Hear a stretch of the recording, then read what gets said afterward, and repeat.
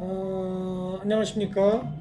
1월 30일, 오늘이 수요일이군요. 오후 4시 30분 정도를 베트남 하노이에서 달리고 있습니다. 제가 오늘 드릴 말씀은 간단한 얘기, 요즘 많이 논란이 있는 얘기입니다. 보니까 김현철 신남방정책특별위원회 위원장이란 분이 경제보좌관이라고 하는데 28일 날이니까 그저께네요. 서울 중구 대한상공회의에서 열린 CEO 조참 간담회에서 강연 중에 5060 세대들은 다들 불평하지 말고 까불지 말고, 저도 5060인데 저는 60은 아니고요, 50이에요. 아세안을 가서 해피조선을 해라, 그렇게 얘기했다고 합니다. 그래서 산에 가서 괜히 산이나 올라가지 말고, SNS 같은 거에서 불평하지 말고, 쉽게 얘기하면은 불평하지 말고 그 힘 있으면은 아세안 국가 베트남이라든지 인도라든지 이런 데 가면은 해피조선이다. 여기 박항서 감독 얘기도 하면서 아마 베트남도 이렇게 살짝 언급한 것 같은데요. 그 점에 대해서 제가 그래서 사퇴했네요, 그죠? 바로 사퇴했네. 제가 하노이 베트남에 4년 이상 4년 정도 이제 살고 있으면서 이제 말씀을 좀 참고 삼아서 말씀을 올려야 될 것 같아갖고 드려야 될 것 같아서 말씀드립니다. 첫째, 참 이게 코끼리를 안 만져본 사람이 코끼리에 대해서 더 잘 알고, 서울을 안 가본 사람이 서울에 대해서 더 잘한다는 얘기가 있죠. 이게 무슨 얘기냐면은 이 양반 여기 와본 남방정책위원장이라고 하는, 여기 와보지도 않고서 아마 그런 소리 하는 것 같습니다. 여기 첫째, 베트남을 비롯한 이 동남아시아 국가 와서 지내는 것이 결코 만만치 않고요. 만만치 않습니다. 투자자로 들어와도 투자하는 방법은 100% 해외 투자를 하거나, 그걸 우리가 이제 Foreign Direct Investment (FDI라고 하죠.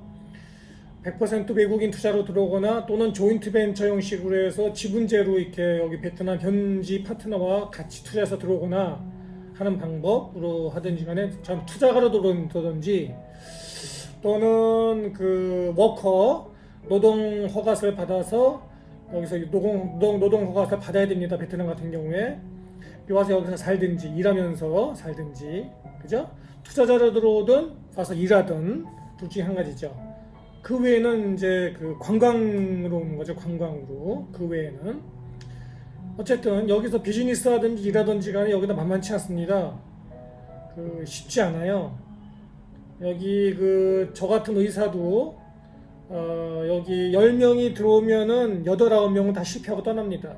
심지어 제가 같이 여기 4년 전에 들어왔던, 3, 4년 전에 같이 들어왔던 동료 의사들 중에는 이제 한국으로 돌아가서 여기 베트남 쪽으로는 오줌도 안 눈다고 하고 간 분도 있을 정도예요. 이해가 됩니다. 그렇게 힘들어요. 저도 여기 와서 한 1, 2년 진짜 죽을 고생했습니다. 저도 의사인데도 불구하고 죽을 고생했고, 그래서 이 가족을 데리고 왔는데 진짜 이거 큰 실수한 게 아닌가 이거 했을 정도로, 처음에는 그렇게 이제 했을 정도로 여기가 만만치 않은 데입니다. 그리고 이제 한 4년째 되니까 조금 자리 잡은 듯한데, 전보다는 많이 그래도 자리 잡았죠. 근데도 역시 힘듭니다 여기가. 왜냐면은 이 지역의 특수성이 있기 때문에, 물론 최근 이 베트남을 비롯한 동남아시아에서는 그래도 한국인 하면은, 특히 베트남에서는 박항서 감독 덕분에 특히 그렇죠. 존중받고 다 한국인 좋아합니다. 그럼에도 불구하고 어려운 점이 많거든요. 여기 법적 체계 틀리죠. 언어 문제 있죠. 여기 돈에 대한 문제 특히 생각보다 어렵습니다. 여기 제 뭐 유튜브 같은 거 보시는 분들도 알겠습니다만은 돈 문제로 여기 쉽지가 않고 또 인간적인 문제 우리하고는 좀 다른 생각과 다른 시스템을 갖고 있는 나라들이죠. 날씨 문제도 쉽지 않고요. 날씨 문제. 우리 그 한국처럼 이렇게 뚜렷한 날씨라기보다는 항상 더운 날씨거든요. 습기가 또 많이 있고 한국보다는 습도가 높습니다. 관광 문제도 있을 수 있고 또 대기 오염도 심하고 다 후진국의 문제겠습니다만은 물론 여기가 급속하게 발달하고 아마 중진국으로 아마 도약할 거라고 생각합니다. 5년 내지 10년 사이에. 네. 근데 왜 그러느냐? 여기 이렇게 대기업이나 중견기업의 주재원으로 나오는 분들은 그런 어려운 점을 모를 수가 있어요. 왜냐하면은 다 뒷배경이 좋으니까 뭐 대기업이라든지 중견기업 나오게 되면은 월급도 더 많이 주고 특수수당도 주고 집도 다 구해주고 뭐 차도 주고 다 하니까 뭐 저기 제 대학 선후배들 나와 있는 분들 그 기업의 주재원으로 나와 있는 분들이 아마 편하죠. 뭐 괜찮습니다. 근데 이제 그런 분들은 또 돌아가잖아요, 본국으로. 그죠? 몇 년 있으면 돌아가고. 물론 돌아가지 않고 여기 남는 분도 있습니다만 대개는 돌아가죠. 그러나 그런 분들하고 달리 저희 같은 그 주재원이 아닌 사람들이 여기 와서 생존해야 되거든요. 그러려면은 뒷배경이 있어야 돼요. 충분한 자금력도 처음에 있어야 되고 버틸 수 있는 힘이 있어야 됩니다. 여기 와서 뭐 아무거나 할 수 없잖아요, 한국인이. 한국인이 와갖고 베트남인처럼 한 달에 뭐 50만 원, 뭐 30만 원, 40만 원 살 수 있는 게 아니죠. 한국인이 여기 최초 이것저것 살게 되면은 그래도 200~300만 원 써야 되거든요, 한 달에. 숨만 쉬어도 한 200만 원 쓰거든요. 그러면은 투자 좀 잘못하게 되면 손해보지, 또 일하려고 해도 또 시간 하다 보면 또 손해보지 하다 보면 이게 1~2년 후딱 준비 기간만 하더라도 순식간에 그냥 큰 돈을 잃어버릴 수 있고 기회를 잃어버릴 수 있고 몸 건강도 상할 수 있고 그죠? 인간관계 상하지. 여기 또 여러 가지 그 외에 또 젊은 사람들 잘못 없는 여자 문제 또 생길 수 있지. 그러면 또 법적인 문제 생길 수 있지, 그죠?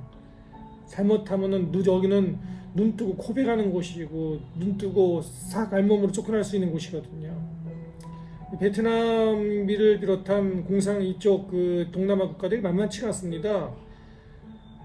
남한 자존심도 세고요. 남한테 이렇게 별로 지배를 받기를 원하지 않는 사람들이죠.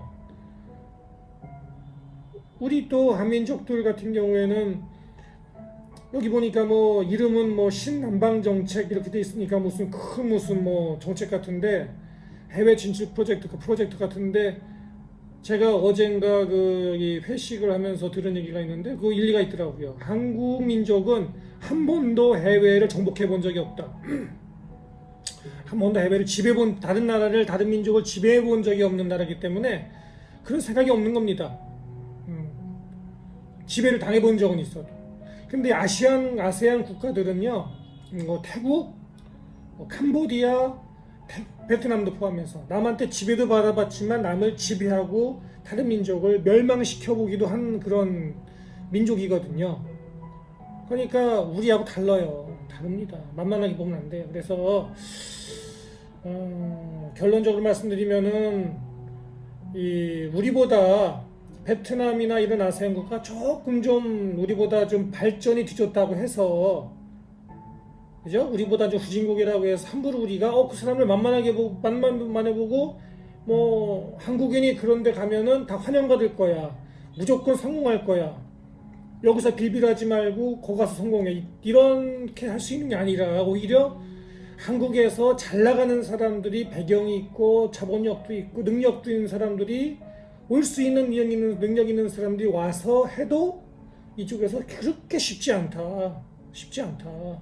거꾸로 그렇게 제가 말씀드리는 거고, 전력을 다 해도 될까 말까 하다, 여기서 이렇게 제가 오히려 말씀드리는 겁니다.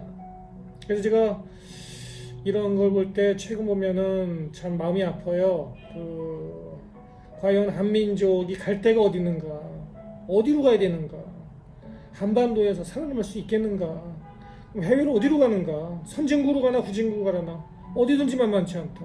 어디서 살아야 하는가, 우리 다음 세대는 어디에 자리 잡아야 하는가, 제2의 한국을 어디서 만들어야 되는가 이 생각을 제가 뭐 평소에 하는 건 아니지만은 이러한 기사를 볼 때 이런 논란 5060 세대는 아세안이나 가서 살아라 하는 얘기를 볼 때 제가 이런 생각을 하게 될 수밖에 없는 것입니다. 도대체 어디로 가야 되는가 한민족은 우리 다음 세대는 어디에 가야 되는가 하는 점을 제가 깊숙이 생각할 수밖에 없다 하는 점을 제가 말씀드립니다. 그러면 뭐 오늘도 좋은 저녁 되시고요.